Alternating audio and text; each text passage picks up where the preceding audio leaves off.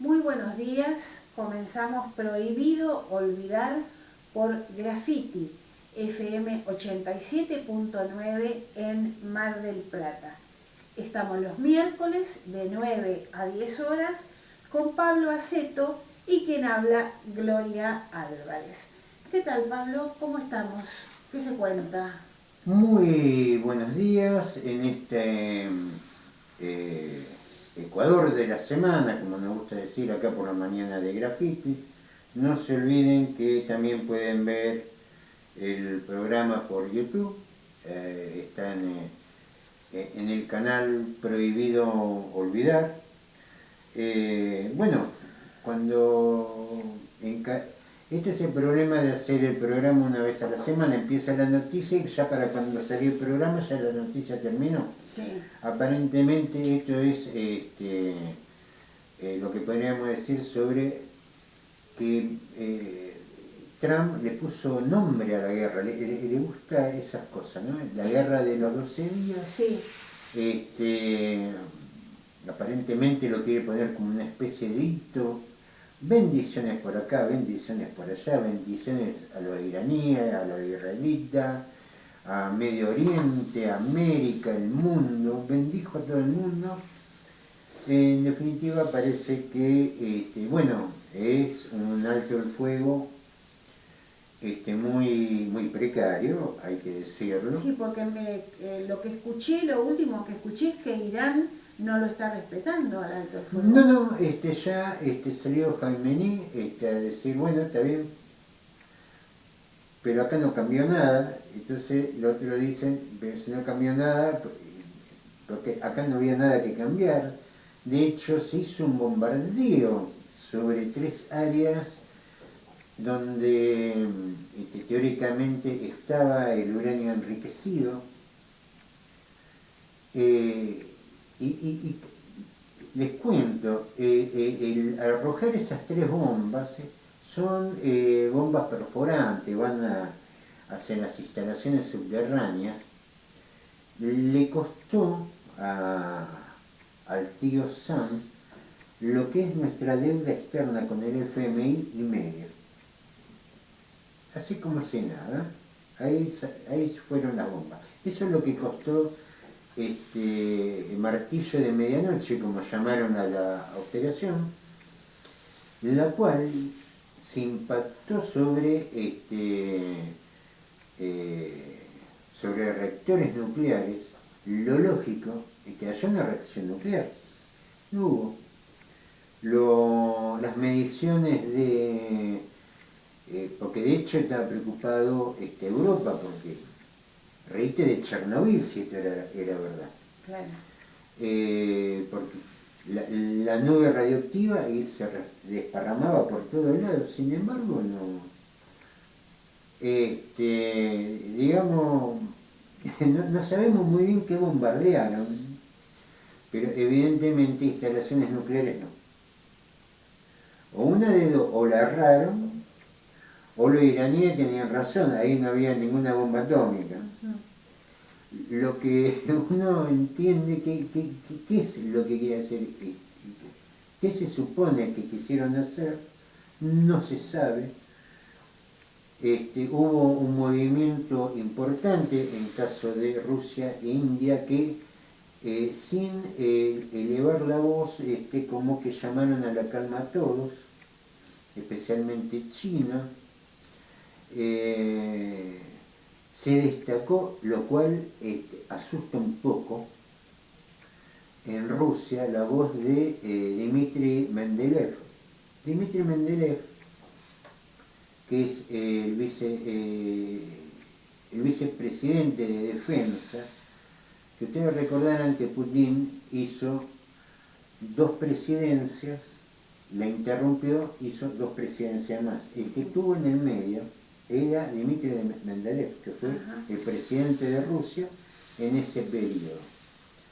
Y no es poca cosa Dmitry Mendeleev. Por ahí nosotros no lo conocemos, pero les sorprendería, por ejemplo, enterarse que Putin encabeza los sectores más pacíficos, Mendeleev es el otro extremo. Digamos, cuando habla de Dmitry Mendeleev, prestarle atención porque este tipo no es Putin, tiene otra impronta y mucho más belicosa. Putin es de los sectores moderados, lo que llamaríamos los palomos, te dirá, y la paloma sí, imagínate lo que son los halcones. Los halcones es Dmitry Mendeleev, que dijo que acá no hay ningún problema, lo de Irán se resuelve fácil, le damos la bomba atómica a nosotros, entonces ya no hay más discusión de bomba atómica, ya la tienen. Y a partir de ahí, ¿por qué habló Mendeleev y no Putin? Porque querían que hable Mendeleev. Porque el que... ¿Pero tiene algún cargo en el gobierno, Mendeleev? Sí, es el subdirector, o no, vicepresidente de defensa.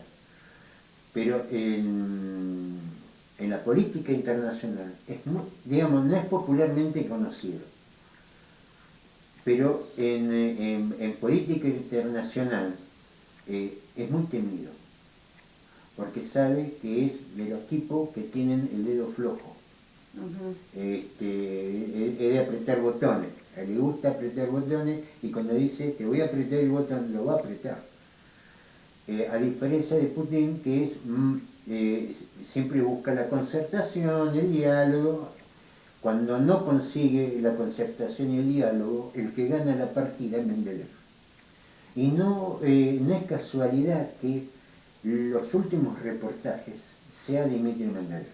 Entonces, creo que el solo hecho de nombrarlo ya hizo, mirá que esto ya viene complicado. Está Dmitry acá con este tema y dice que para que termine la discusión de que si Irán haga o deje de hacer la bomba atómica, se la va a dar él.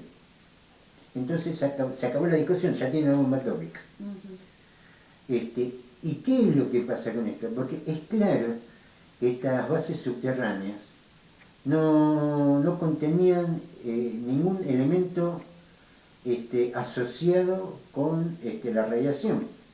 En la 10 de última ya sabían que la tenían que sacar, la habrán llevado. No es un reactor nuclear no es algo que vos ponés en una valija y la llevás de un lado al otro, en una carretilla. O una de dos, o eran señuelos, o realmente los iraníes tenían razón. Ahora, ¿qué es lo que pasa? A Irak, también con el cuento de las armas de destrucción masiva, destruyeron Irak y después armas de destrucción masiva no habría. Entonces, ¿qué es lo que pasa? Cuando te acusan de tener la bomba atómica, más vale tenerla. Entonces, el mundo está llegando a esa conclusión. Hay que tener la bomba atómica. Porque con la bomba atómica, con China no se meten, con Rusia no se meten con Norcorea, no se meten con la India, no se meten con Pakistán. Entonces, la conclusión es que hay que tener la bomba atómica. ¿Y cuál es el problema de tener la bomba atómica? Cuando todos tienen la bomba atómica, ¿sería justo que todos tuvieran la bomba atómica? Así nadie jode a nadie. ¿Y es un mundo más seguro cuando todos tienen un Armagedón debajo de la cama? Ese también es el tema. Porque vos ahora a los iraníes, que le mataron gente, bombardeamos gente acá. Sí. No es que esto no fue fuego artificio de fin de año, murió gente acá por una bomba atómica que no tenían. Ahora, ¿quién convence a los iraníes de que no hay que tener la bomba atómica? Cuando si no la tenés te atacan y a los que la tienen no los atacan, porque les tienen miedo. Claro. Entonces, acá lo que están lo que está haciendo Estados Unidos, especialmente, es justamente propagando la idea de que si vos no tenés la bomba atómica nadie te respeta. Y esto es un camino sin vuelta, porque a ver, que cada uno tenga su propio Armagedón, no hace esto un mundo más seguro, pero todos los países no pueden tenerlo. Y andá a convencerlo, cuando si no la tenés, te bombardea. Andá a convencerlo, andá a convencer a la opinión pública iraní que no hay que tener la bomba atómica. Cuando por el desarrollo tecnológico cada vez más fácil. Ya, para los países pobres, digamos, también. A ver, ya se están haciendo. ¿Por qué? Porque la tecnología avanza. Y cuando avanza la tecnología, todo lo que era complicado hacer hace 30 años, ahora es fácil. Incluso una de las proyecciones que se están haciendo es que grupos terroristas ya estarían en condiciones de hacer bombas atómicas. ¿Por qué? Porque cada vez es más fácil. Dicho, ¿quiénes son los que largaban cohetes al espacio? La Unión Soviética y Estados Unidos. Hoy hay empresas privadas lanzando cohetes al espacio. ¿Por qué? Porque todo se facilitó. Todo es más sencillo, todo es más fácil. Es decir, hasta un privado puede hacer una bomba atómica.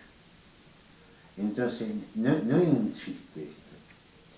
Y esa idea de que si vos no tenés la bomba atómica, nadie te respeta, entonces vamos a terminar cada uno con un Armagedón en tu casa. Entonces, bueno, entonces no voy a tener un revólver en mi casa, voy a tener una bomba atómica. Y entonces, y vamos tirando bomba atómica, no queda nada. Entonces, esto es lo peligroso, porque después, ¿cómo convences a la opinión pública de que no hay que tener bomba atómica cuando no te respetan si no la tenés? Bueno, vamos a comentar cómo sigue el programa. Ahora, en unos minutos, vamos a escuchar la columna de Alberto Cortés, que se llama La guerra Israel más Estados Unidos versus Irán. Las noticias. Riesgo para Milei, abre la comisión investigadora de Libra. Otra nota, Milei vetó y dejó sin efecto la declaración de emergencia para Bahía Blanca y Coronel Rosales. Y alrededor de 200 empleados dejaron de trabajar o fueron despedidos en el puerto de Mar del Plata. La columna de Pablo Aceto se llama Más denuncias sobre la política energética de Milei. Y como siempre nos despedimos con un tema musical. Hoy vamos a escuchar a Divididos. Pablo, ¿tenemos la columna de Alberto Cortés? En 1979, la terrible dictadura del Shah Mohammad Reza Pahlavi, impuesta por la CIA y el MI6, servicios de inteligencia estadounidense y británico respectivamente, tras derrocar en 1953 al gobierno democráticamente electo de Mossadegh, fue volteada en Irán por una revolución popular encabezada por clérigos islámicos, dado que este fue el sesgo tomado en esa nación musulmana por la principal resistencia a esa dictadura de perfil occidentalizador y, entre comillas, modernizador. Desde entonces se estableció entre ese país y los Estados Unidos una situación de tensión prácticamente permanente. Esta se hizo mayor aún por el apoyo dado desde entonces por el país persa a la causa de los palestinos, cuyos derechos son permanentemente pisoteados por Israel, el portaaviones terrestre de los Estados Unidos en Asia Occidental. Los servicios de inteligencia estadounidenses e israelíes viven atribuyendo a Irán, con o sin fundamento, cuanto acto o complot de terrorismo real o inventado pueden en diferentes regiones del mundo, incluida Argentina. Así, el programa nuclear iraní fue acusado sistemáticamente por ambos países de estar apuntado a la fabricación de bombas atómicas. El Tratado de No Proliferación Nuclear, o TNP, firmado por 190 países, Irán entre ellos, en 1968, pretende impedir que otras naciones, además de las 5 que ya habían detonado para esa fecha bombas experimentales, llegaran a poseer ese tipo de armas. Estados Unidos fue la única nación del planeta en usarla, además, contra seres humanos, civiles en su gran mayoría. Es decir, también Gran Bretaña, Francia, China y la Unión Soviética, o su heredera, la Federación Rusa, podrían poseerlas. India y Pakistán no firmaron el tratado y cada una de ellas fabricó bombas A en la década de 1970. Israel tampoco lo firmó y es un secreto a voces que posee entre 90 y 200 ojivas. Corea del Norte había firmado el tratado, pero en 2002, tras el ataque a las Torres Gemelas y la invasión estadounidense a Afganistán, el presidente estadounidense Bush, en su mensaje anual, catalogó como eje del mal a Irak, Irán y Corea del Norte y se preparó para invadir Irak, lo que hizo al año siguiente, mintiendo al mundo sobre la supuesta tenencia de armas de destrucción masiva por parte de ese país. Aunque en realidad sí las había tenido antes. Se las habían entregado a los Estados Unidos para usar en su guerra contra Irán en los 80, pero ya no las tenían para la época de la invasión norteamericana. Entre 1998 y 2007, Corea del Sur había desarrollado la política del Sol, mejorando notablemente la relación entre las dos Coreas, comenzándose emprendimientos económicos conjuntos, reencuentro de familias separadas por la división en dos países y descendiendo notoriamente la histórica tensión entre ambas. Sin embargo, la explícita amenaza de Bush, que materializó en varios otros casos, cambió muchas cosas. Así, en 2003, Corea del Norte abandonó el TNP y comenzó el desarrollo de armas nucleares, logrando producirlas entre 2006 y 2009. Tanto Corea del Norte como la del Sur, desde sus creaciones, han explicitado su vocación de unificar Corea, cada una según su sesgo ideológico. En este contexto, se produjeron varias veces hechos militares, de terrorismo, etc., en ambas direcciones, siendo la mayor la Guerra de Corea, 1950-53. Pero en cambio, no ha habido hechos militares hacia terceros países, con excepción de roces con Japón, por ensayos misilísticos en sus cercanías, e intercambio de amenazas con países que previamente habían intentado medidas ilegales en su contra. Corea del Norte, además, apoyó militarmente a Rusia cuando Ucrania invadió su territorio, pero solo en territorio ruso y en cumplimiento de un pacto de defensa mutua. Aunque Estados Unidos y otros países aplicaron, entre comillas, sanciones económicas a Corea del Norte, ilegales, ya que de acuerdo a la Carta de la ONU, solo su Consejo de Seguridad tiene la potestad de hacerlo, nunca se le ocurriría a Estados Unidos invadir a ese país, como hizo con decenas de otros, ni bombardearlo, como acaba de hacer con Irán. ¿La causa? Corea del Norte tiene armas nucleares y misiles intercontinentales. Todo indica que, precisamente para eso los tiene, para salvaguardarse de que la ataquen y no para las maléficas e indefinidas intenciones que la propaganda occidental le adjudica. Irán, en cambio, se mantiene como firmante del TNP y afirma que, por sus propias definiciones ideológicas, además del tratado en sí, nunca desarrollará armas nucleares. Sí lleva a cabo, en cambio, un programa que incluye el enriquecimiento de uranio. Este procedimiento, hasta bajos niveles de enriquecimiento, no sirve para armas nucleares, pero sí para diversas aplicaciones pacíficas. En las primeras etapas de este programa, la desconfianza de varios países encabezados por Estados Unidos generaron tensiones que terminaron en la firma en 2015 del Plan de Acción Integral Conjunto, PAIC, entre Irán, los 5 miembros permanentes del Consejo de Seguridad de la ONU y la Unión Europea, por el cual Irán se comprometía a ciertas restricciones al enriquecimiento de uranio a cambio del alivio de, entre comillas, sanciones económicas que algunos de esos países mantenían en su contra. Israel se oponía, reclamando limitaciones mucho mayores, y Donald Trump, comprometido en alto grado con el lobby sionista al punto de reconocer como capital de Israel a Jerusalén, anexiones ilegales de ese país y otras medidas asociadas, todas en abierta violación de las resoluciones de la ONU, dijo que si ganaba las elecciones se saldría de ese acuerdo, cosa que efectivamente hizo en 2018, al igual que se salió del Acuerdo de París sobre el Cambio Climático, de la UNESCO, la Comisión de Derechos Humanos de la ONU, la Organización Mundial de la Salud, etc. Salidos los Estados Unidos del acuerdo y restablecidas entonces muchas de las ilegales sanciones en su contra, Irán se consideró con las manos libres para continuar sin limitaciones su programa nuclear, llegando a enriquecer uranio al 60%, todavía muy por debajo del grado requerido para armas atómicas de más del 90%, pero bastante más cerca. Cabe señalar que, antes y después de todo esto, Israel había asesinado en varias ocasiones a científicos nucleares iraníes, la mayoría de las veces sin reconocer la autoría, y bombardeado Irán, todo lo cual constituye violaciones a la legislación internacional e incluso actos de terrorismo. Vuelto Trump al gobierno y en consonancia con su estilo prepotente, tanto Israel como Estados Unidos aprovecharon las nuevas circunstancias para lanzar sendos ataques militares contra Irán, violando flagrantemente las normas internacionales.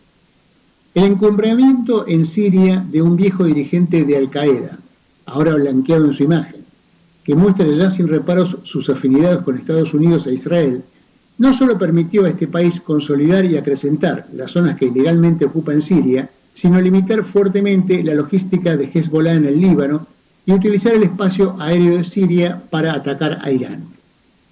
Estados Unidos e Israel se atribuyen haber dado golpes decisivos a la infraestructura nuclear iraní. Irán lo niega y subraya el haber logrado perforar, con misiles hipersónicos, el supuestamente impenetrable Domo de Hierro, sistema de defensa antimisiles de Israel, y además impactado la principal base estadounidense en Asia Occidental, en Qatar. Solo cada parte sabe con certeza cuánto hay de cierto en sus propios daños y puede evaluar, condicionado a la eficacia de su propia inteligencia, los del adversario. El resto de los habitantes del planeta debemos conformarnos con informaciones menos precisas, siendo la verdad la primera víctima en cualquier guerra. Además de los daños materiales y humanos, sería importante la evaluación en el mediano plazo de la percepción de la seguridad de Israel como destino para los emigrantes judíos. El origen mismo de ese Estado y la razón de ser de sus leyes discriminadoras de los no judíos respecto a los judíos es atraer la emigración judía de todo el planeta. Ni los aproximadamente 1.200 muertos que produjo Hamas el 7 de octubre de 2023, más los rehenes muertos luego por las propias acciones bélicas israelíes, ni ahora la perforación, así haya sido pequeña como afirma Israel, ayudan a los mitos que habían logrado crear sobre una Israel segura. Habrá que ver en los años por venir cómo afecta esto a la emigración neta de judíos hacia Israel, que es vital para su supremacismo racial sobre una población árabe que tiene mayores tasas de natalidad. Los resultados hasta el momento de estas acciones bélicas, al terminar en una tregua y algunas de las características de esos ataques, dan a pensar que se está ante un juego peligroso en cuanto a la posibilidad de generalización de una guerra y con muertos reales en ambos bandos, en el que los principales actores negocian detrás del telón y que algunas acciones militares, presentadas como contundentes, entre comillas, son en realidad gestos que buscan que cada una de las partes no quede públicamente como débil ante la opinión pública mundial, pero que los verdaderos resultados serán los de esas negociaciones y los hechos diplomáticos y militares públicos son más bien formas de posicionarse mejor para las mismas. Congreso. Riesgo para Milei. Abre la comisión investigadora de Libra y la mitad de los anotados pide declarar. La comisión investigadora del caso Libra en Diputados se reunirá este miércoles a las 16 horas y La Libertad Avanza se prepara para una jornada difícil. Al menos la mitad de los invitados confirmó su asistencia, ya sea en forma presencial o por Zoom. No se espera la presencia de Javier Milei ni de su hermana Karina, pero sí de exfuncionarios. Sin piedad. Con el decreto 424/25, el presidente Milei decidió vetar por completo la ley y dejar sin efecto la declaración de la emergencia y el Fondo de Asistencia para Bahía Blanca. Se trata de la norma aprobada por el Congreso en mayo, donde declaró la emergencia por 180 días para Bahía Blanca y Coronel Rosales, tras las inundaciones. El proyecto de ley sancionado no indica cuál ha de ser la fuente de financiamiento para hacer frente a las erogaciones que por medio de él se disponen. Hay, casi si se quiere, razonamiento de viejo.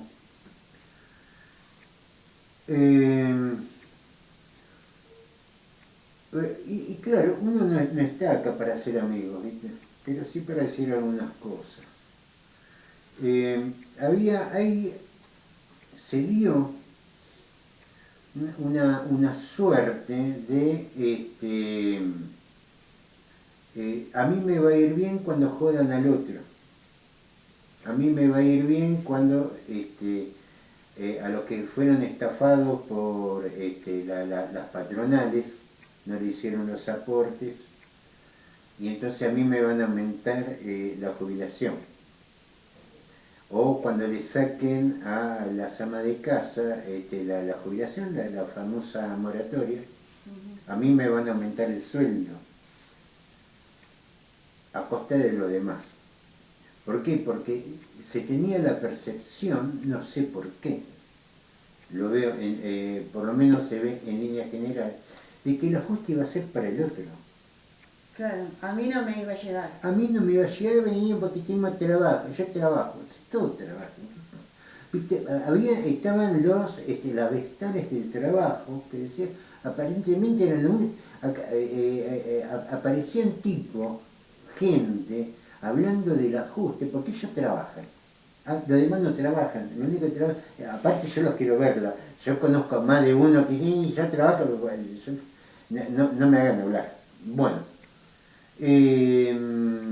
incluso algunos que los conozco de toda la vida, en su perra vida han agachado el lomo, pero yo trabajo.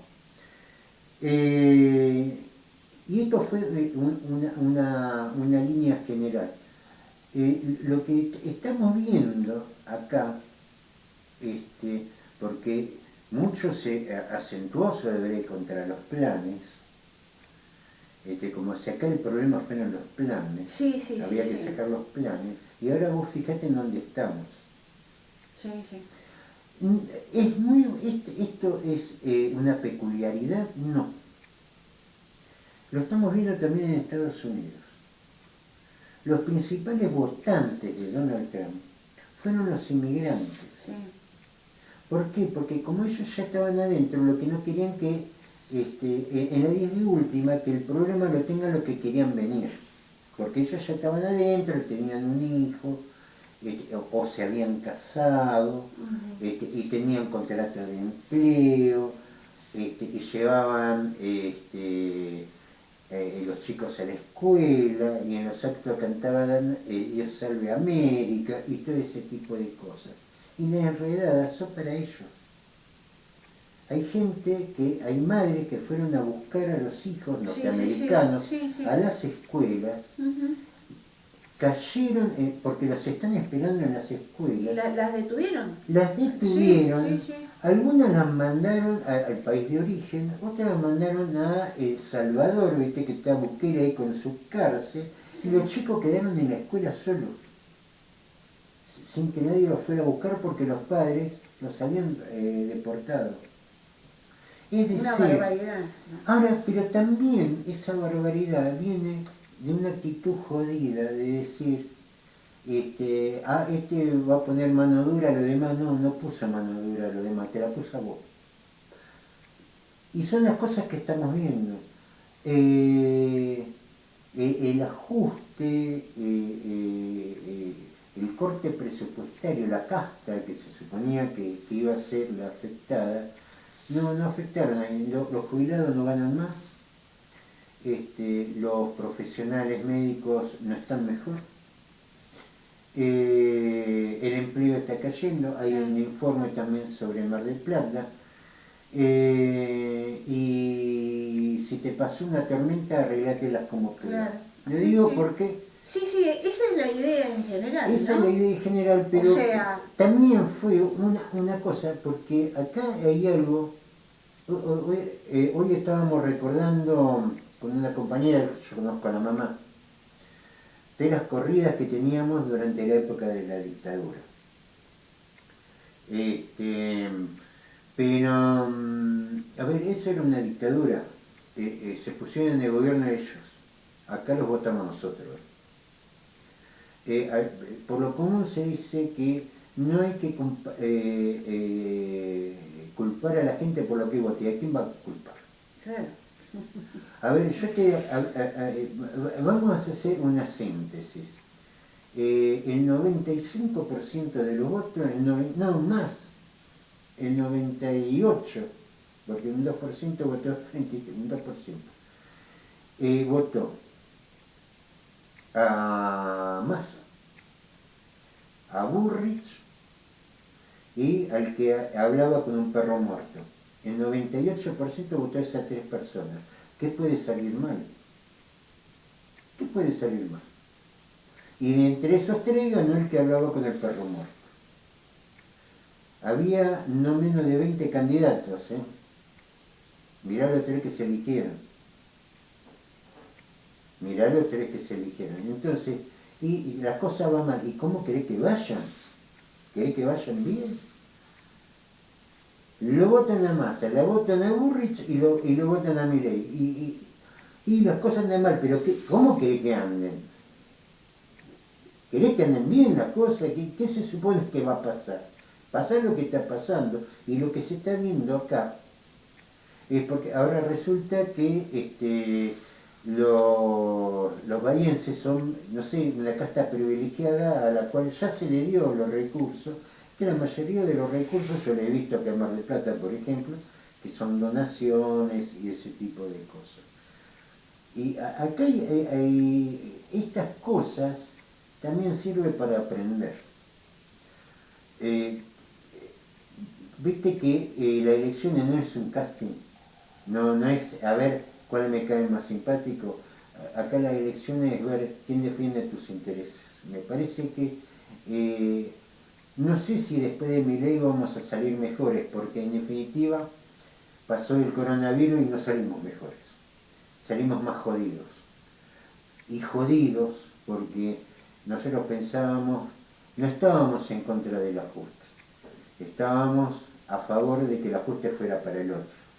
Claro. Y estos son los resultados. Se estaba a favor del ajuste porque total a mí el ajuste no me va a llegar. No sé por qué. Y te llegó. Eso. Como no llegó a casi todos. No. Lo que pasa es que algunos estaban más prevenidos. Claro. Pero en fin. Bueno, vamos a otro tema. Por la crisis denuncian que 200 empleados dejaron de trabajar en el puerto de Mar del Plata. Desde el SOIP afirmaron que hay sindicato de obreros de la industria del pescado, afirmaron que hay trabajadores de la industria del pescado que cierran acuerdos para irse porque la actividad no es rentable. Sigue el conflicto en la fábrica Apollo Fish, donde los empresarios se niegan a pagarle las indemnizaciones al 100% a 42 envasadores, peones, plaquistas y camaristas. Desde el Sindicato Obrero de la Industria del Pescado denunciaron que en el último año y medio alrededor de 200 empleados dejaron de trabajar en las fábricas del puerto de Mar del Plata. En este marco, los apoderados de la empresa Apollo Fish se niegan a pagar las indemnizaciones al 100% y más de 40 trabajadores siguen con su reclamo.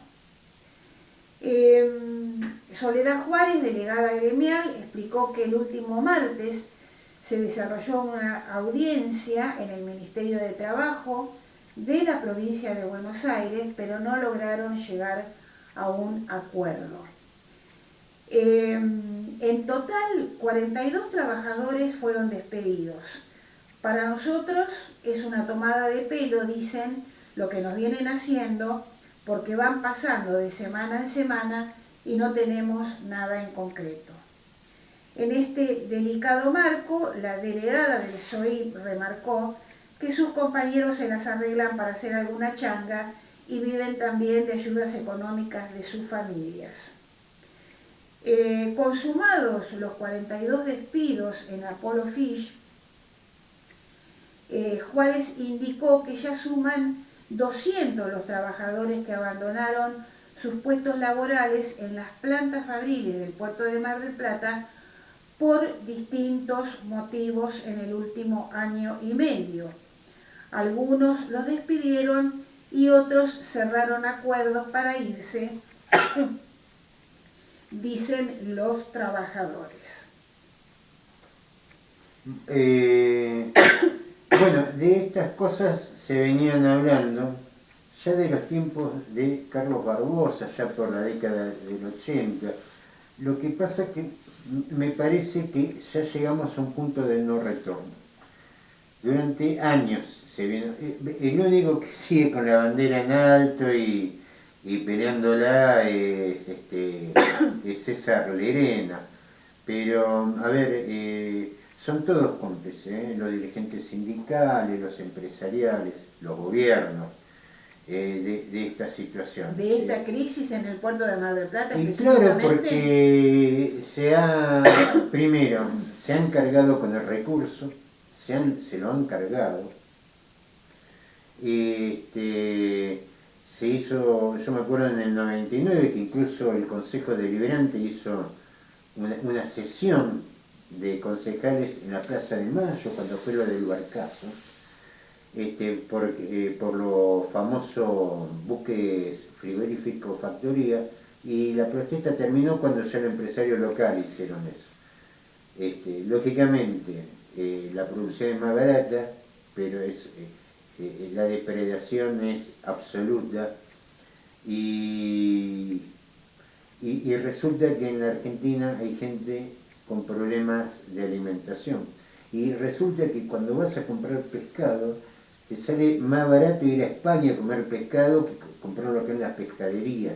Digamos, esto es parte también, pero de armar negocios para pocos.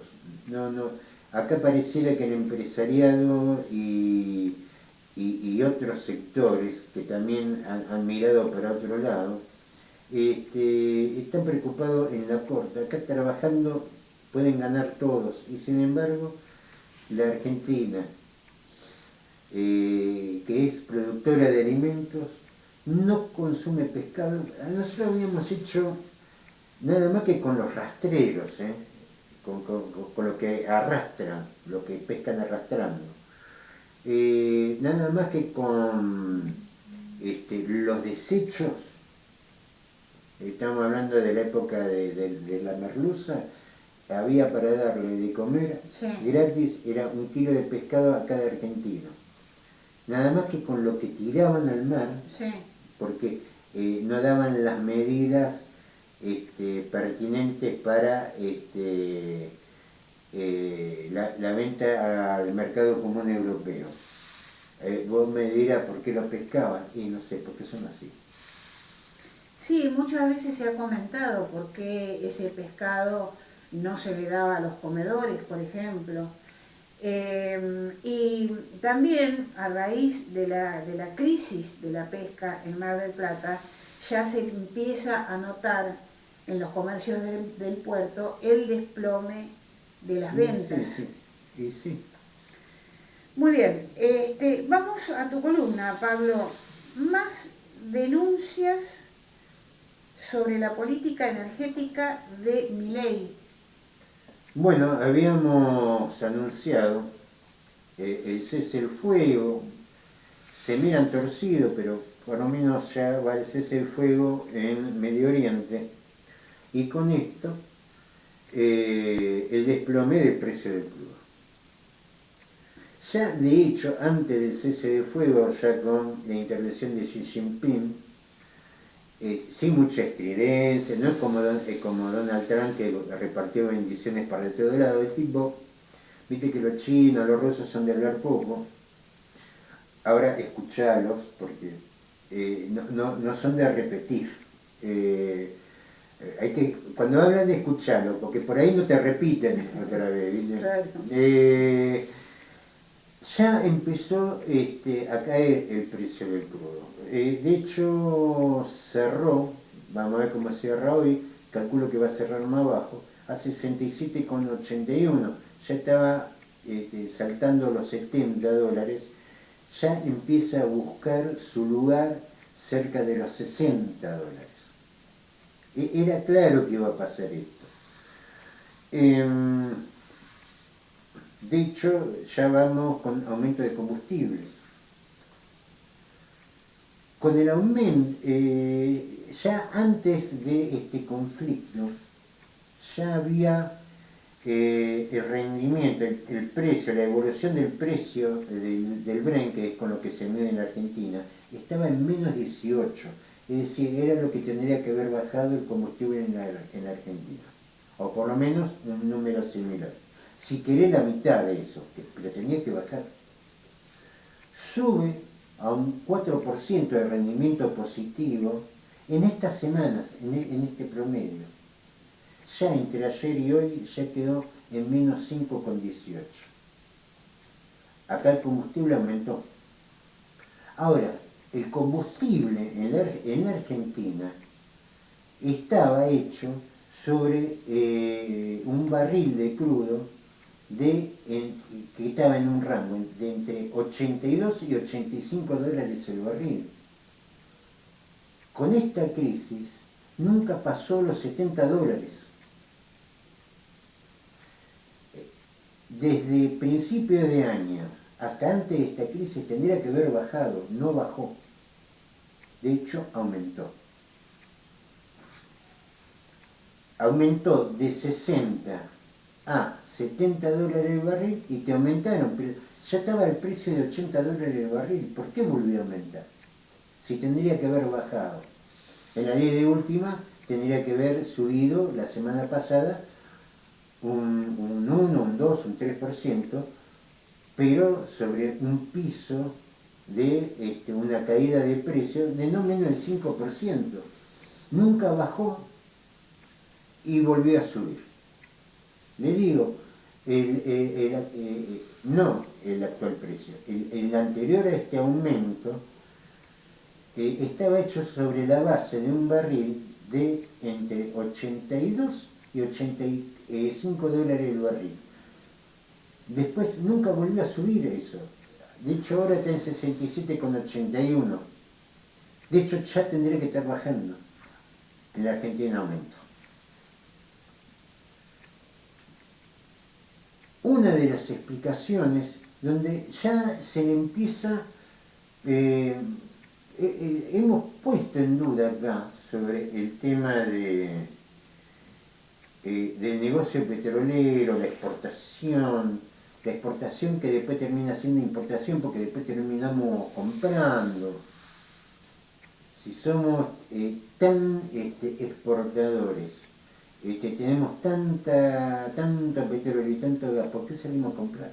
Y entonces empieza la explicación de que la reversión del gasoducto del norte, que se inauguró en octubre, pero todavía no está terminado, no sabemos cómo es eso, y como eso hay que comprar gas para que llegue a Escobar. ¿Y qué tiene que ver Escobar con el gasoducto del norte? Es decir, pelota va, pelota viene, pero siempre estamos gatillando. Y las explicaciones son cada vez más inentendibles.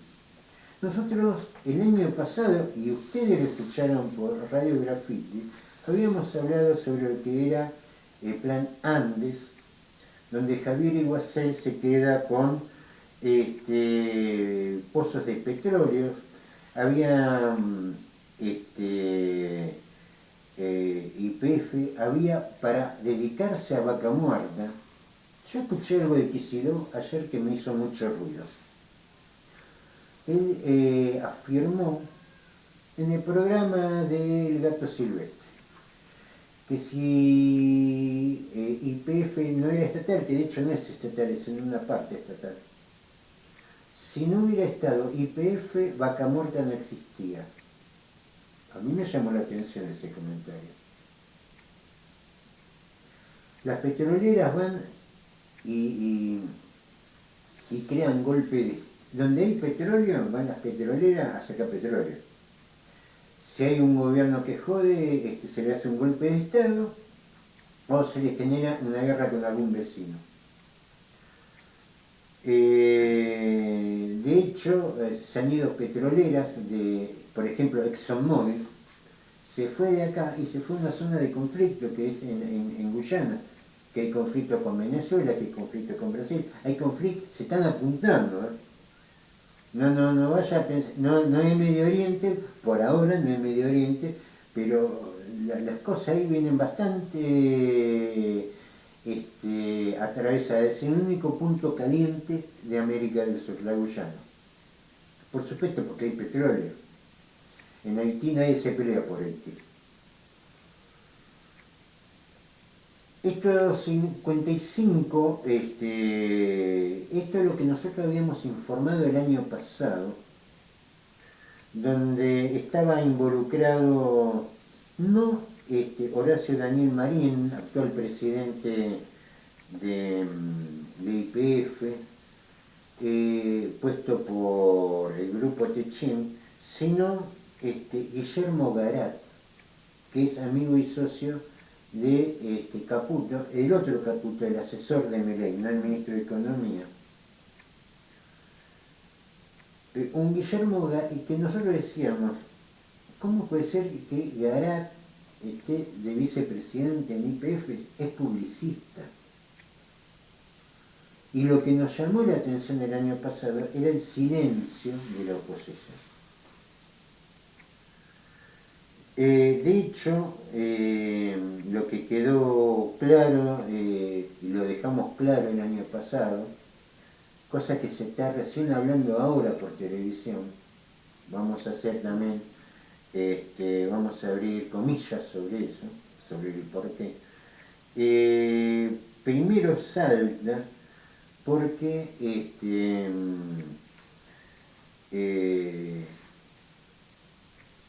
empieza con pérdidas YPF.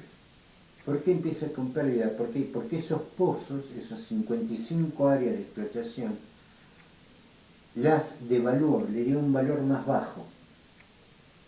Es decir, se descapitalizó.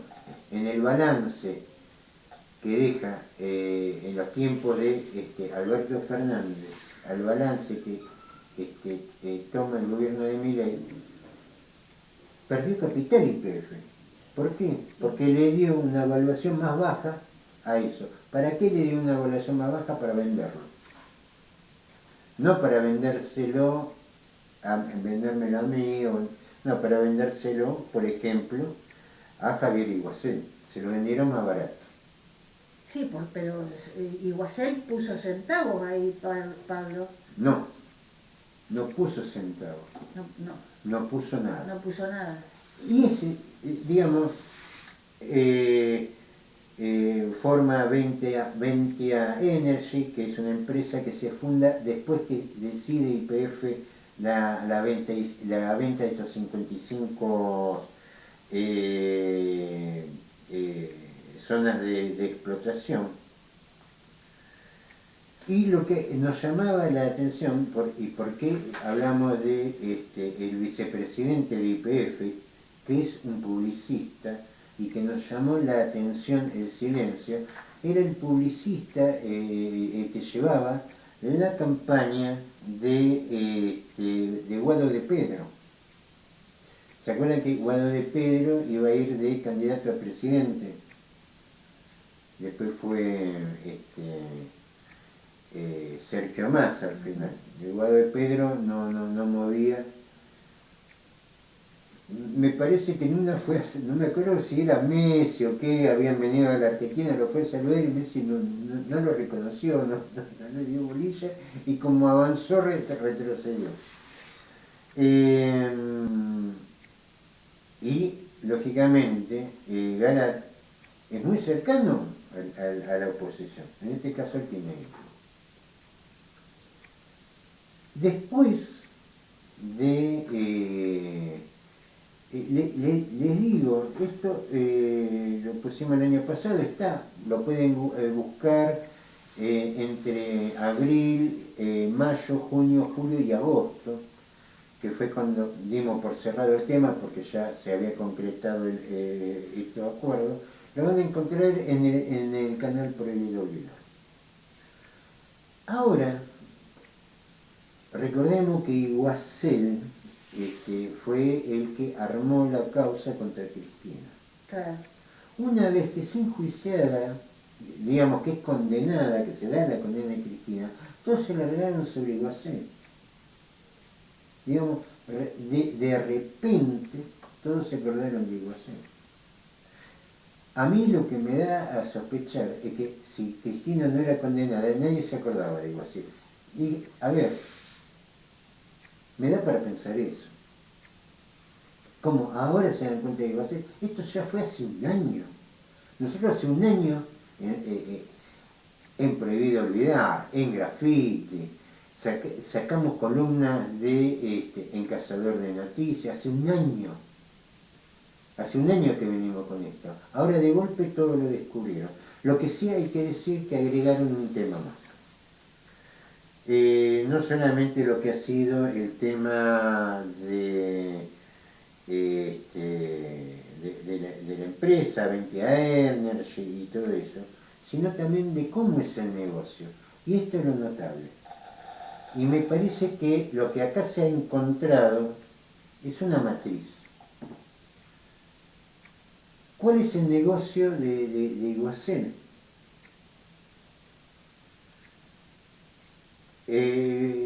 Al final, los clústeres que se quedó es Vaca Muerta Norte, Rincón de los Sauces, y Vaca Muerta Sur, Winkle.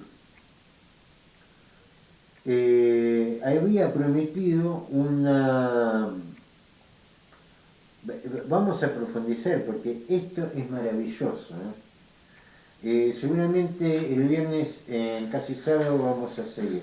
Había comprometido a YPF una inversión de 150 millones de dólares. No puso un centavo. ¿Qué es lo que está haciendo? Está haciendo un carry trade. ¿Qué es un carry trade, Pablo? Es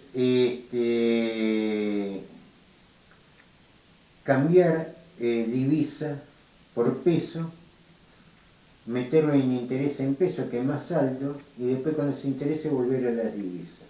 ¿Qué es lo que está haciendo Iguacel? Está vendiendo a futuro.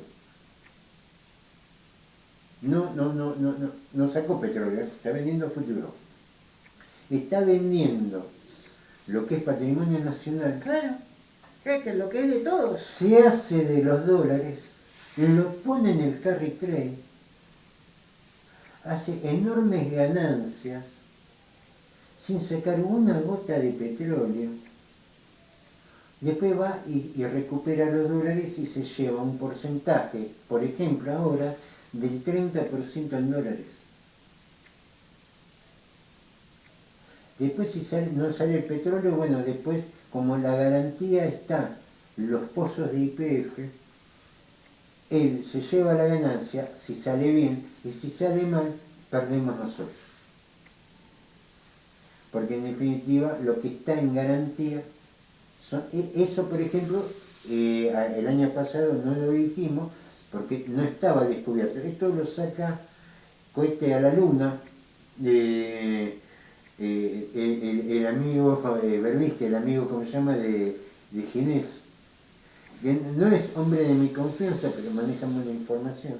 Lo que sí me llama la atención de que ahora, después con la condena de Cristina, se acuerdan de Iguacel. Me parece que tendrían que haberse acordado antes, porque esto ya lo sabían desde antes. Ahora, me pregunto una cosa, porque como escucharán toda la semana hablamos de grandes logros, récords de producción, pero seguimos comprando gasoil, seguimos comprando gas. ¿No será esta la matriz de Vaca Muerta? ¿No será Vaca Muerta un gran negocio financiero y nada más? Nos vamos, nos volvemos a encontrar el miércoles que viene de 9 a 10 horas. Este viernes de 19 a 20 horas estamos con Casi Sábado por FM Graffiti 87.9 en Mar del Plata. Vamos a escuchar a Divididos, Espagueti del Rock. Saludos para todos.